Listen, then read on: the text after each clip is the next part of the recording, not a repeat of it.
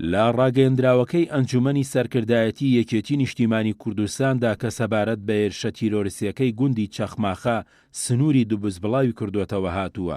پرسە و سەرخۆشی خۆمان ئاراستەی کەسوکاری شەهید و قوربانیەکان دەکەین و هیوای زوو چاکبوونەوە بۆ بریندارەکان دەخوازین و تەئکید دەکەینەوە. پێویستە هەرچی زووە کاری جدی بکرێت بۆ ئاساییکردنەوەی بارودۆخی کەرکووک و پڕکردنەوەی ئەو بۆشاییە ئەمنیەی لەو ناوچەیە بەهۆی نەبوونی هێزی پێشمەرگەی کوردستانەوە دروست بووە و بۆتە هۆی مەترسی بۆ سەرگیان و ژیانی ڕۆژانەی هاوڵاتیان.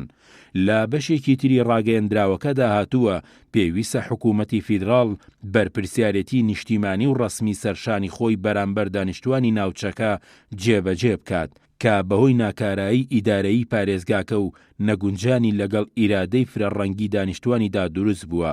پێویستە هەنگاوی جدی و پێویست بنرێت بۆ ڕێکەوتن لەگەڵ هێزی پێشمەرگە وەک بەشێک لە منزومەی ئەمنی و سەربازی عێراق.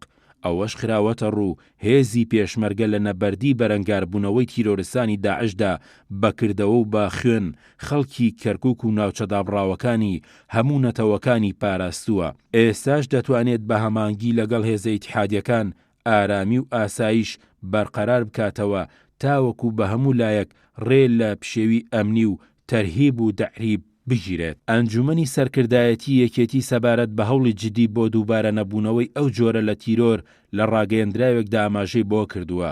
نوێنەرانی یەکێتی لە ئەنجومەنی نوێنەران و تێکڕای نوێنەرانی کەرکووک لە هەموو ئاراستە و پێکاتەکان کە بە دەنگ و متمانەی خەڵکی کەرکووک و ناوچەدابڕاوەکان هەڵبژێدراون هان دەدا و ڕایان دەسپێرێ هەموو توانای خۆیان لە پێناوی گەڕانەوەی ئارامی و ئاسایش بخەنەگەڕ و بیکەنە ئەولەوێتی کارەکانیان کە ئێمە لەو هیمەتیان دڵنیاین و لە پاڵپشتی گەرم و دەستوبردی یەکێتی نیشتیمانی کوردستانیش لە هەموو ئاستەکان دڵنیایان دەکەینەوە.